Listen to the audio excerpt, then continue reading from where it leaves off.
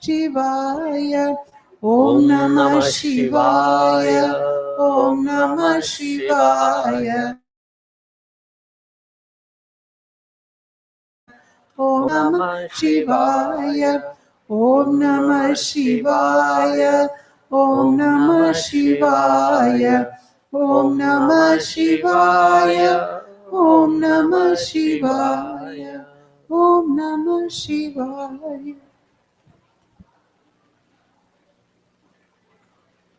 Hari Om. Still in cold. Hari Om. What shloka are we on?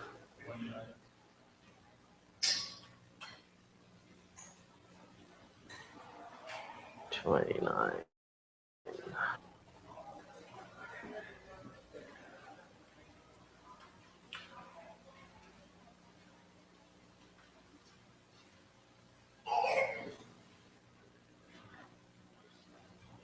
Please open chapter 4,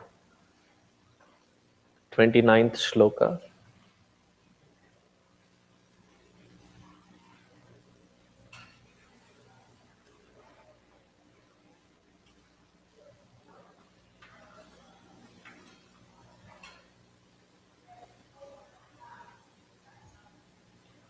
Jnana Yajna.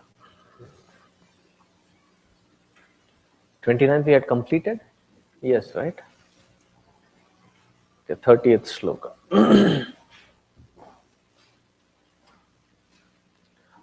Repeat after me. It feels good to see that everybody has a book in their hand.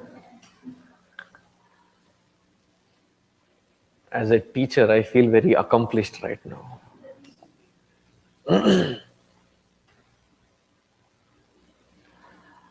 Apare niyataharaha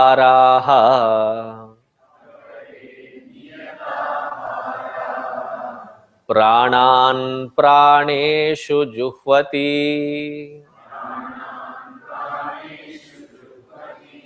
सर्वेप्येते यज्ञविदः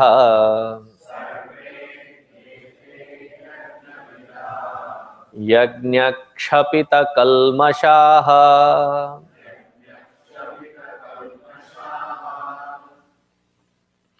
सर्वेप्येते यज्ञविदः. So it is not a print mistake. You would have yajnavido. Again, sandhi vicheda, the is actually visarga, which is the ha with a ha, which when followed by soft consonants becomes o. Let's not go into Sanskrit. Because Sanskritam that way is a very easy language when you look at the rules. But it becomes complicated when you look at the exceptions. Every word in Sanskrit comes from a root word. It is called dhatu pada. Do you know how many dhatu padas are there in Sanskritam? The root words?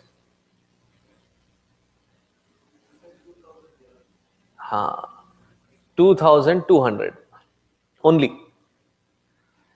So if you memorize and learn these 2,200 words, then you will be an expert in understanding the entire scriptural gamut which is spread across, and you would understand the references as to, it's like learning Latin. Then they also have root words. So wherever you find the usage, you go to the root word and from there build it again. Understanding is easier. And here it is only 2,200 words.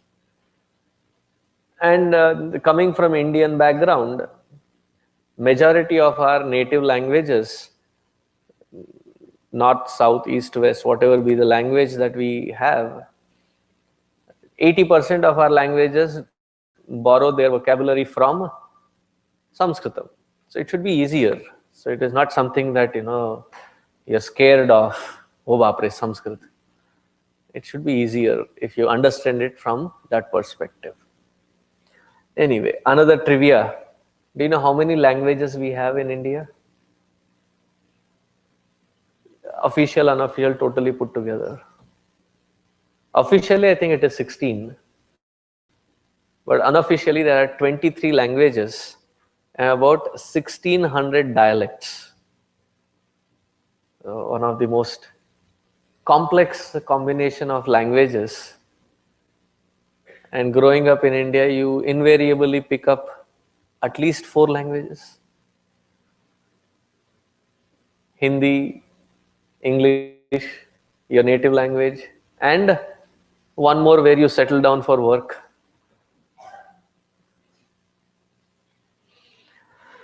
Coming back to this shloka, apare niyata haraha pranan praneshu juhvati. Niyata haraha. And here prana word is used very broadly rather than just at the level of pranayama. Anything that goes as a sensory perception within is called ahara. Food, anna, is ahara because it is taken time to time and it nourishes us. Similarly, food for ears is sound. Food for the eyes, the vision, the objects, the form. The food for tongue, taste. The food for nose, smell. Smell. Food for the skin, touch. That's why we also say food for thought. Right? Something very inspiring, something very stirring that we just thought. So ahara is the input. Apare niyata ahara. Niyataharaha, the one who balances, understands that anything that goes inside to create agitations or disturbances can create the disturbance only if it enters. So at the external level, they do a good filtering system. They have good filters, wherein they are very picky and choosy as to what they entertain themselves with.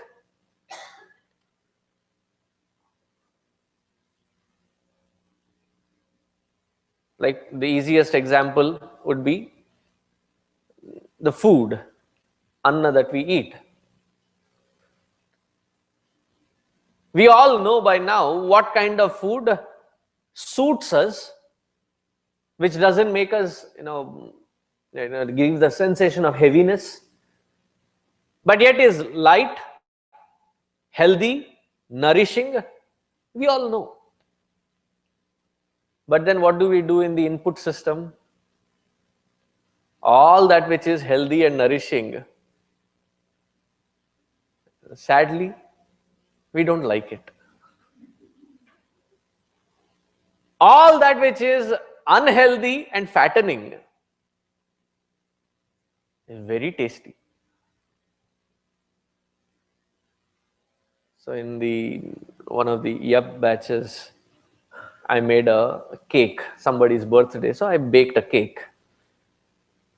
And those who were assisting me, trying to learn the recipe along with me, helping me, said, how do we know it will come right? I said, with so much of sugar, so much of butter, and so much of fattening agents, even if it goes wrong, you can name it something else and it will still taste good. If it goes hard, instead of calling it a cake, call it a cookie. Yeah, it's all in the name. Because everything that tastes good doesn't really be healthy. And that is our concept. So instead of putting something just for the taste buds and then repenting later, the classic example is the Indian restaurants. So you go to the Indian restaurants and they have a buffet system. as much that you can eat.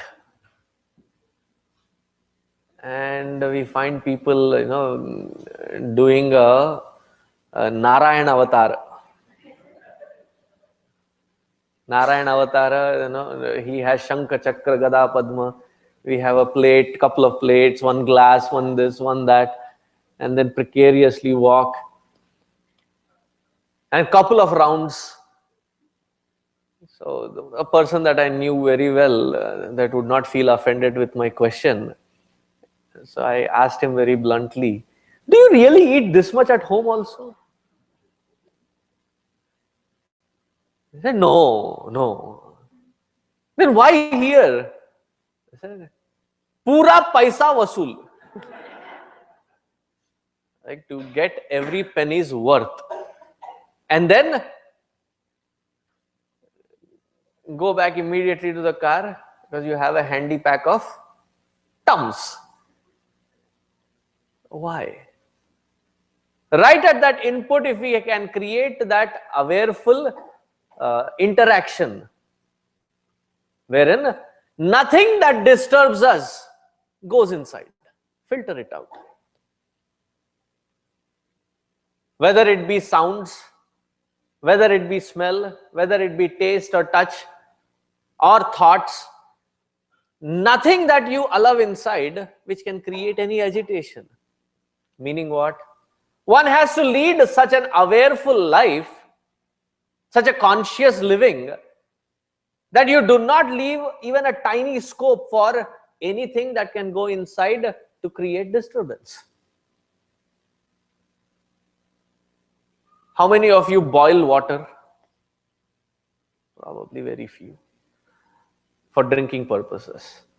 How many of you have a solid, what do you call that, filtering system there? Almost every house has it. Why are you so careful about it? On the flip side, drink whatever. It will increase your immunity. No, we want to be careful. Aren't we careful? Why be so careful? Because we don't want to fall sick and we don't want our children to fall sick. Right? Sickness is, in Sanskritam, is called aswasthya, and health is called swasthya. The root word for swasthya is swasthiti, the natural equilibrium. Aswasthya, that which disturbs that natural equilibrium, we do not want to indulge in it because it creates sickness and illness. Similarly, through all the organs of perception in the thought level, why entertain something which will create agitation? If we cannot handle that kind of an influx of data, the influx of information, influx of interaction, why allow it inside and get harmed? Watch something so violent that you get nightmares. Watch something so scary. You know the scary movies? I remember my first introduction to scary movie. I was probably in my 7th or 6th grade, and these Ganeshotsavas, they have this huge pandal kind of shamiana kind of things, and one of the evenings, some of the evenings, they have this a huge screen with projections, and they run movies. And that was an English movie. And we had no clue. A bunch of us had gone there. And what they were showing was exorcism. And we were so scared that we were afraid to get back. We were so scared that we couldn't watch it, couldn't leave that place. Why watch something so scary that you would get nightmares and wet your bed?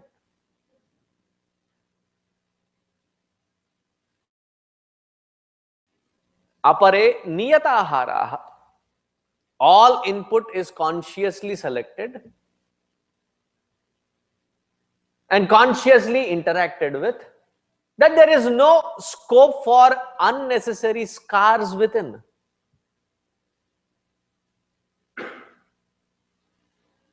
While you're eating, sometimes in these grains, there is a stone that comes.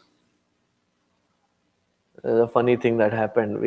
I was with a Maharashtrian guy in Delhi, and we had ordered some chana bhatura, and we were eating, and that fellow found a nice chunk of stone in his chana. So he very angrily called for that waiter, and in a typical Maharashtrian Hindi, he asks, you would enjoy it only if you understand Marathi. He asks very angry, "ये खाने में खड़ा क्यों है?" So that fellow got really perturbed. He said, "मैं खाने में कहाँ खड़ा हूँ sir? मैं बाहर हूँ." Because in Marathi, khada means stone, a small pebble kind of a thing. So I had to please him with a PJ. I said, save it. Whenever you're constructing home, you have one less pebble to worry about. You can add it in your account there. So when there is a stone or something that comes across, what do? Do you eat that? Anyway, theek hai, kha lenge. No. The eyelashes look very beautiful and pretty as long as they are on your eye. Hair looks pretty as long as it is there on your head. But while cooking, sometimes you find while eating and you pick up and there is this Keshavaya Nama Om. There is Kesha. Kesha means hair. And please, while you pronounce what you come here for your children, don't say as Balvihar. Say it as Bala Vihar. There's a huge difference between Bal Vihar and Bala Vihar. If you understand the meaning, then only bald people will be here. Why? Bal Vihar. बाल उगाने के लिए आए हैं. And nothing personal to those who are getting bald, okay? I am also getting there. And in Guruji's words, there are only 3 hairstyles possible: parted, unparted, and departed.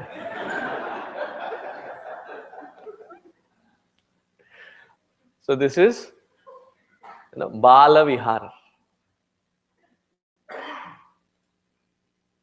That's why in the Vedanta Panchakam or Atma Panchakam, Adi Shankaracharyaji's first suggestion is that Vedo nityam adhiyatam taduditam karmasvanushthiyatam tene sasya vidhiyatam apachitihi kamye matestyajatam.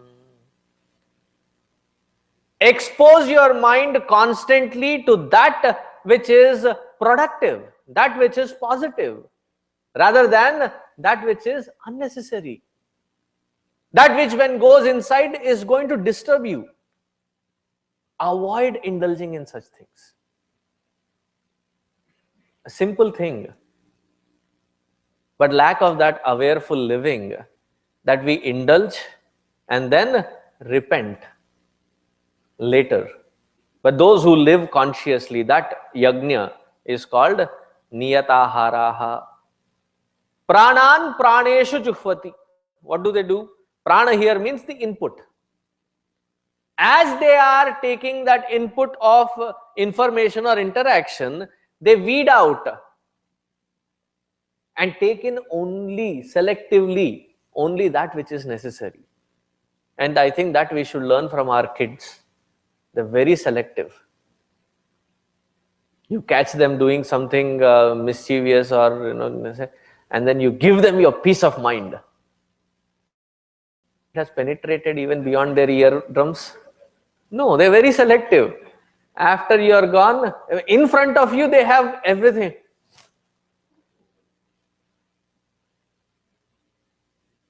As soon as you are gone, selective hearing, selective seeing. Apply it in a positive way. Pranan praneshu juhvati. Sarve pyete yajna vidaha.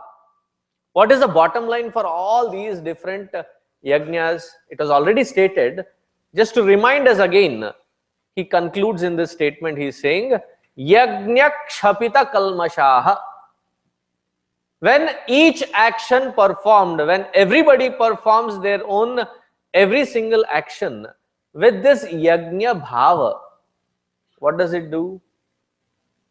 Kalmashaha kshapitaha. All the negativities are weeded out, washed out. Thereby, our inside, our heart remains clean and pure. You create a sanctuary inside of peace within.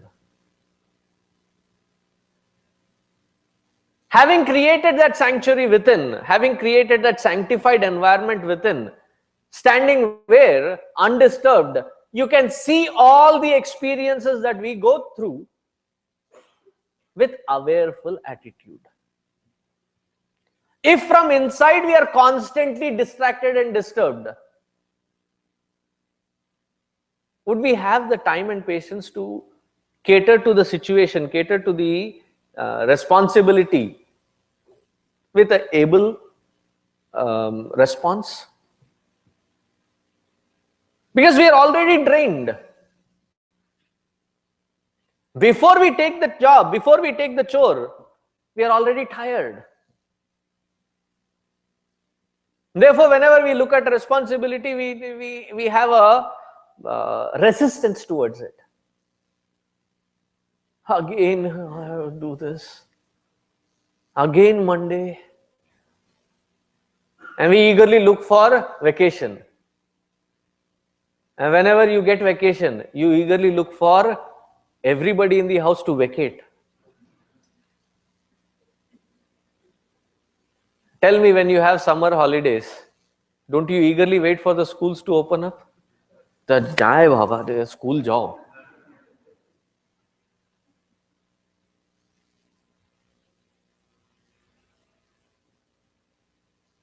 Yeah, everything becomes a pain then. Are these avoidables? Can you run away from them? No. Then what is the best solution then? Create that inner environment of peace from where you can see everything undisturbed.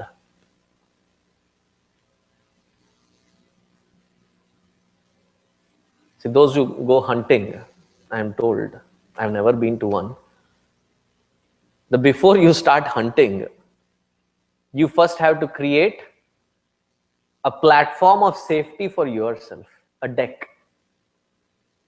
Having reached where, from there you can hunt the animals.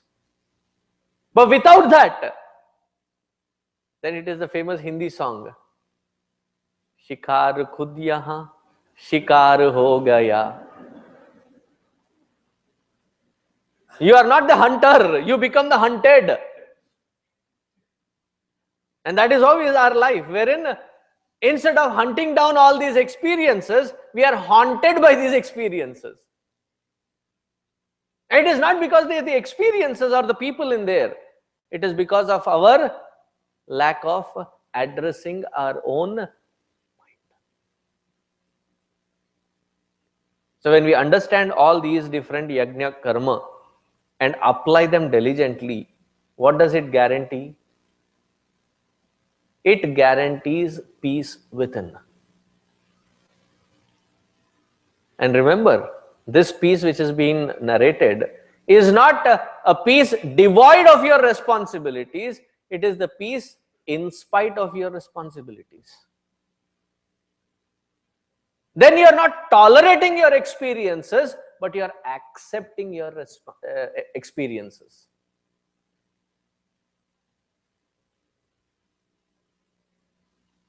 There's a huge difference between tolerating an experience and accepting an experience. Once a Southern Methodist church had a platform of religious faith, what do you call them? Interfaith, on compassion and love through the lenses of different religion. And they were trying to build the bridges with religious tolerance. And my first statement that I made, it was like everybody was shocked or jaw dropped, and I said, what the heck is he speaking? I said, in Hinduism, we firmly believe, or we don't believe in religious tolerance. And they were all like, you have come here to talk on religious tolerance, and this fellow is saying we don't believe in religious tolerance. I said, because as long as we talk about the language of tolerance, it is from a superiority to an inferiority complex, and it is not a bridge to be built. It is actually a bridge that is broken already. Instead, what we believe in is religious acceptance. One is a weakness, tolerance is a weakness, acceptance is a strength. And when we build that sanctuary within, which is of that peace and acceptance, you are not rupturing your environment, you are not rupturing your experiences, rather you are entertained by them. You are not trying to run away from one experience to the other, rather you are eagerly waiting for each experience to unfold, cater to it, and move forward with a sense of satisfaction with it. Because it is born from the strength of that acceptance. Oh, they did not call me after that. This happened 7 years ago.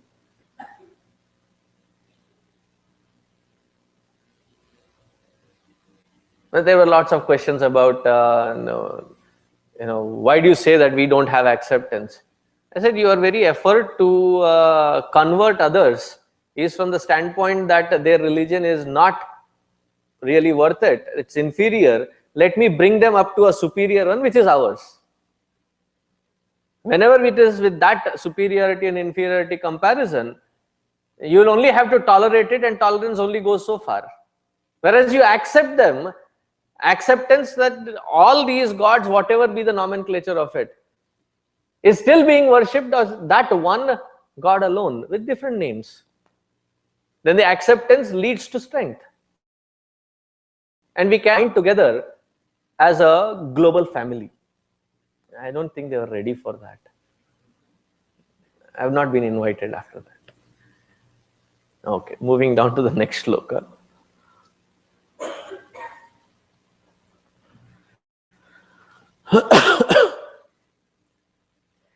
Yajñasishtamrtabhujah yanti brahma sanatanam nayam lokostya yajñasya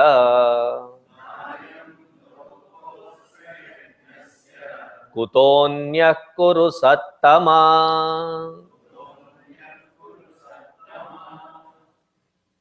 Yajna Sishta Amrita Bhujah.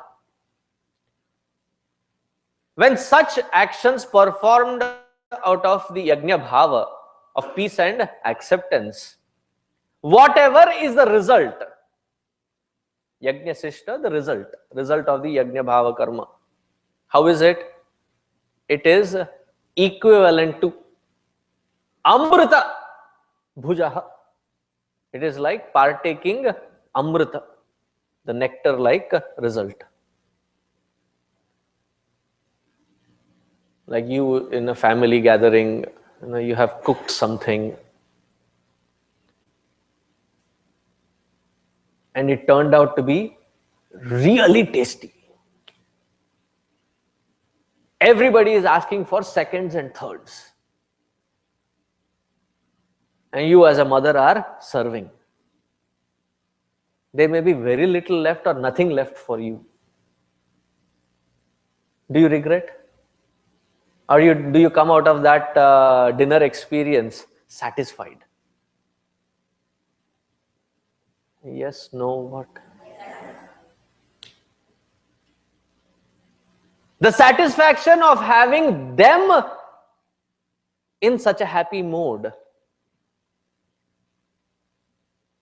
is a MasterCard. Priceless. Therefore, Nike it. Just do it. Nike. Come on, be at par.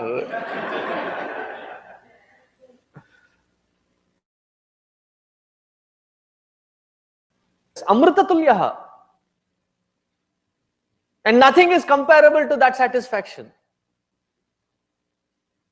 Have you gained anything? Probably nothing. Like you have physically, materialistically, you may not have gained anything. But the satisfaction is immense.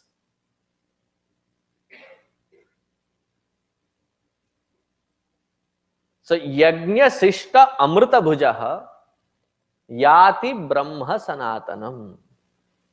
That peace, that acceptance and that satisfaction is the reflection of that Brahman alone. And once you cherish that sattvic satisfaction, satisfaction also can be of three kinds: tamasic satisfaction, rajasic satisfaction, and sattvic satisfaction. Now that you have been hearing me for a while, what would be the example for a nice tamasic satisfaction?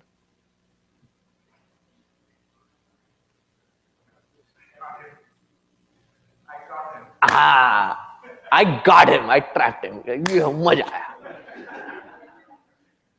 Like kids do to their siblings. Go taunt the older one, and when the older one gives it back, you start crying. And then the parents come and give their 2 cents to the older one, and the younger one, in the copious tears that they carry in the back, when your back is to them, they look at the older one and say, that is called tamasic satisfaction. Rajasic satisfaction. Any example? That would be tamasic also. Ha, paisa vasool meal can be a rajasic satisfaction. Or in a competition, I may not have broken the world record, but then I have defeated the others. Rajasic satisfaction. Ha, Indo-Pakistan cricket match. Both of them have not reached finals. They were filtered out in the quarterfinals only. But then, who won between them? And the pride with which we carry. World Cup jeete ya na jeete, unko haraya. Yes, that's a good example. That is a rajasic satisfaction. And what would be the example for a sattvic satisfaction? Wherein you have sacrificed, you have given up your comfort, you have gone overboard in reaching across, giving that pleasure, that happiness to someone else, to something else. And the satisfaction that you find in that sacrifice, that is priceless. And that is taking you closer to Brahman, closer to the core of your own existence. Yajna sishtam mrutabhujaha yanti brahma sanatanam. Swami, how do you avoid getting advantage of this pursuit of happiness? Can anybody take advantage? Because you choose to take responsibility and do certain things, and then the others say, "Oh, you don't have to let me do it." Is your You wife do it out of the labor of love, but if it's an everyday, is your wife here? Bring her also. Then both of you. No, I know. I'm just. I understand you're not talking about her. You're talking about your cubicle politics within the office structure. Acha, acha.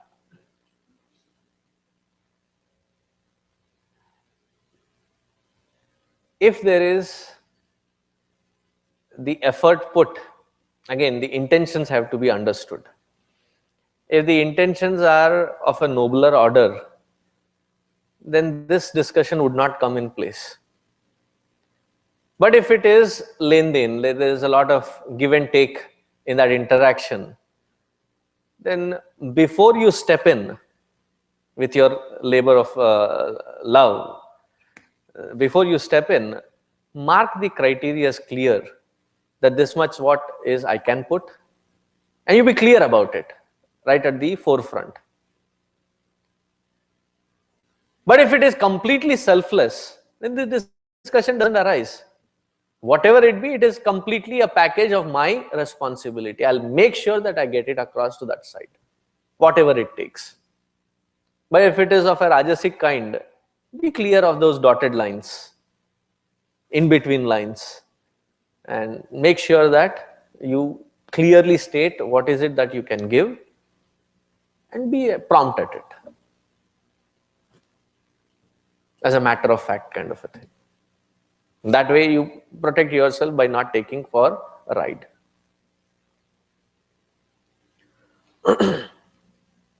Nayam lokosti yajnasya kutonya kuru sattama. If in this worldly transactions, this yajna bhava cannot be applied to gain this satisfaction within, can it be applied into the subtler fields of spirituality? If the external interactions cannot be handled with this balance, which means that the present day generation's mindset, wherein we abuse the word meditation. Anything disturbing at the interaction level, not happening well, they immediately say, why don't you meditate? It is like telling somebody who cannot even ride the car in the parking lot, asking them to say, why don't you take the freeway? पहले car तो drive करना सीख ले, then you can talk about freeway. So gaining that mastery within, if at a interactive level of this materialistic worldly nature cannot be gained, what are we talking about? Undoing all the internal to reach to that highest level within. Meaning it is almost like an impossibility. Therefore, Hinduism does not believe on one day, one worship. Because spirituality is not a part-time job. That on one day of the week you are divine, and the other days of the week you are like an animal. I didn't get it, say it. Oh, divine and swine. True. Sometimes even that swine would feel offended. Don't compare me to those human beings.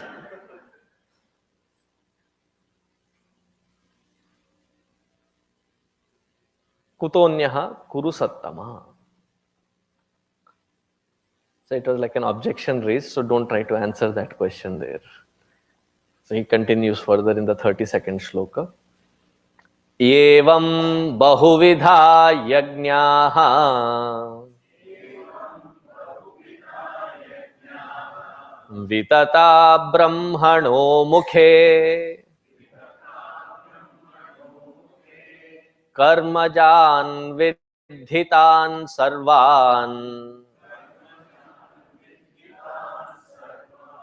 एवं ज्ञात्वा विमोक्ष्यसे।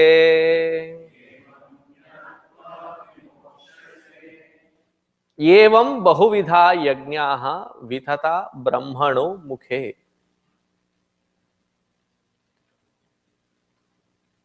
Performing various of these yajnas, various things that we interact with this bhava of sacrifice and giving our comforts up, is the very entrance of that Brahman, that Supreme. Brahmanaha mukhe, it's not like literally there is that Brahman's face and the mouth and then you're entering. It's like, it's a poetic way of saying that that is the gate, that is the entrance into that sanctified Supreme. If we are not ready to be that selfless, where is the chance that we stand to realize that supreme nature of bliss? Evam bahuvidha yajnaha vitata brahmano mukhe. Karmajan vidhitan sarvan. And all of this starts with our karma, our responsibilities, our duties, our obligations. That which we cannot shy away, that which we cannot avoid, but in turn use that very platform to uplift us. That is called freedom in action, not freedom from action. Then there are no further complaints. How long should I tolerate this? Is it in the field of responsibilities? Then all that I can give you as an assurance is BLNL. Better luck next life. Because if it is your responsibility, there is not how long. It should be how good that I executed. With what attitude that I executed. It is not a negotiable that you negotiate with. Instead, it is something that which we ought to be doing and fulfill it to the best. Not to the best of our capacities, but to the best that that situation is demanding out of us. Karmajan vidhitan sarvan evam jnatva. Having understood this, and those who diligently practice this, sooner than what we have imagined, such person gets liberated, released. Vimokshase, gets released.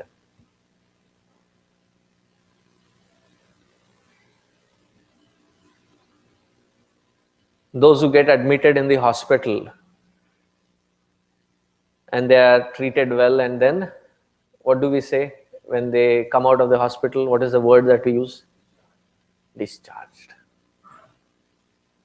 Those who go to a prison and come out of that system after serving whatever their time, what is the word that is used? Released. So what is the difference between discharged and released?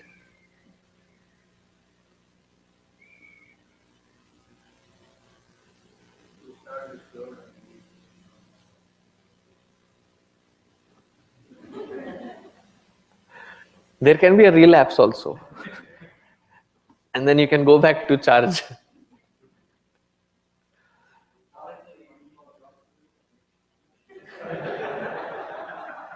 Sorry, I couldn't hear it.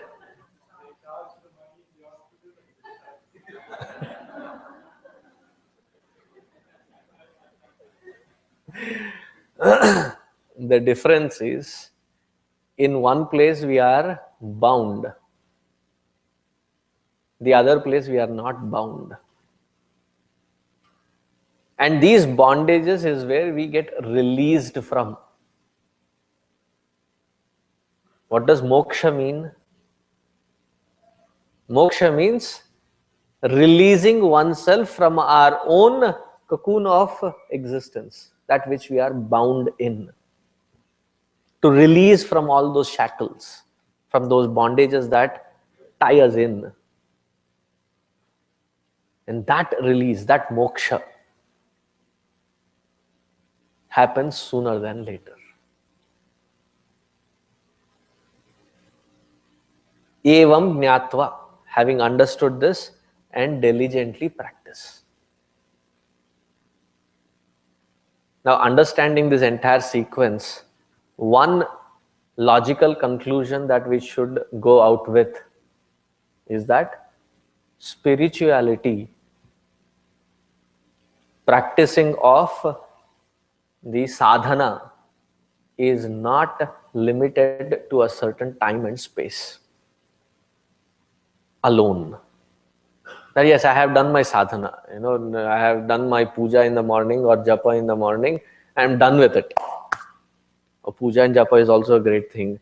I've lit a lamp in front of the Lord, I'm done with my spirituality. No. Spirituality, as defined in Hinduism, is every action that we perform. What is the attitude with which we perform it? Diligently, consciously, every day. And Guruji puts it in a very sweet way, in a very poetic way. He says, it is not what we do, but how we do what we do makes it spiritual.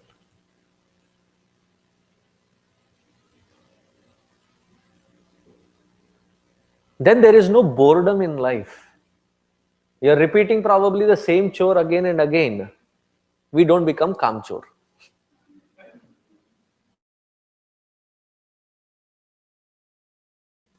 You eagerly wait for the next experience and enjoy it while you're performing it. That is the key difference between those who are successful and those who aspire to be successful. Success not defined as by the capitalistic environment. I'm talking success from the terms of the spiritual unfoldment.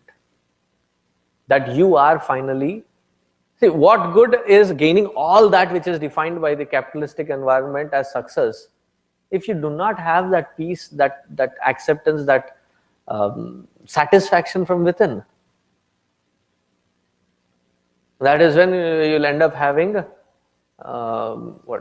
midlife crisis. I don't know what I'm doing. I've been doing this for a while. And I'm told that is when you go and get yourself a sports car. Am I right? Why? Something to pump up life. And still in the wrong spot. Because you have a beautiful sports car and these roads, you cannot drive them that fast.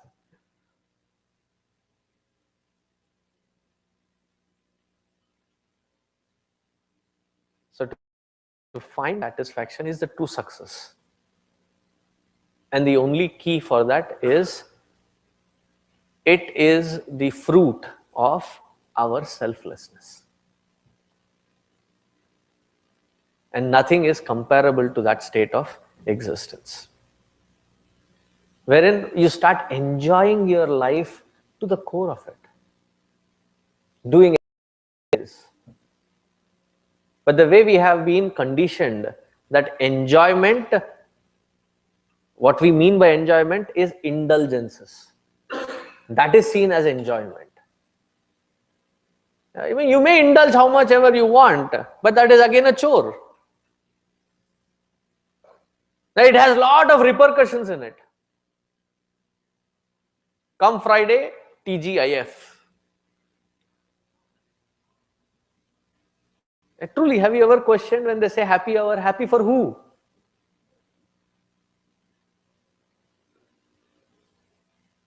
For the shop owner. He makes a good business out of it. Now, what are the repercussions of it?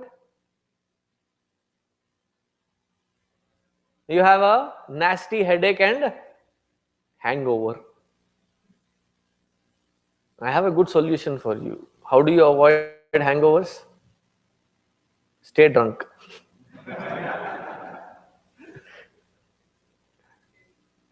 In that way, you will never have a hangover. Right? That's not a viable solution either. So what we call in the name of enjoyments are not enjoyments, they're actually indulgences.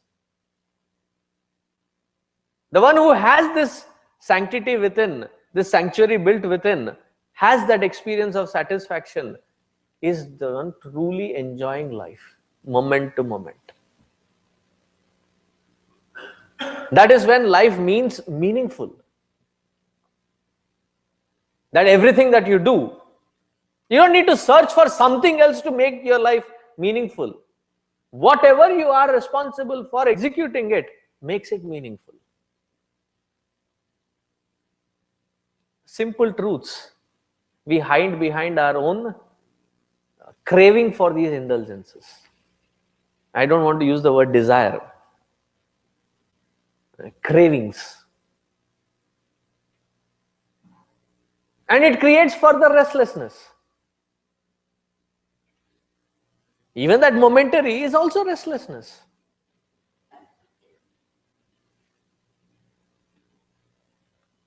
Evam jnatva vimokshase. This is the secret of success. So what has been revealed to us in this chapter so far can be termed as the secret of success. So now you have the secret revealed. But Swamiji, it is so difficult applying it.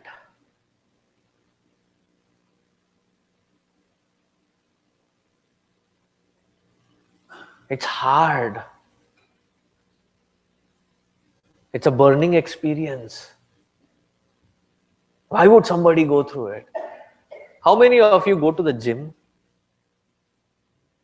I mean, not have a gym-like structure at home and use it for paper stacking, drying your clothes and other things. Really go to the gym and use. So when you rigorously use those instruments, run and jog and lift those weights, they use a right word there. They call it as burning. To build good health, a good muscle, you need to burn. Don't we? Now, somewhere in life we miss that point. We think it is like a rosy world wherein it is just a float. It has to happen seamlessly. It will not happen without that commitment. Wherein selflessly, if you allow yourself to burn away all these cravings, what you will achieve is that satisfaction unparalleled. The key is in your hand. Now, whether you open those doors and go in is a choice that you have to make.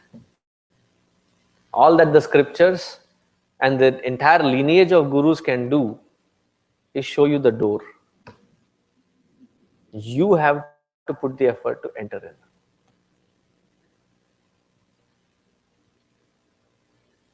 And this is the key for everlasting satisfaction and peace within. Don't we search for this?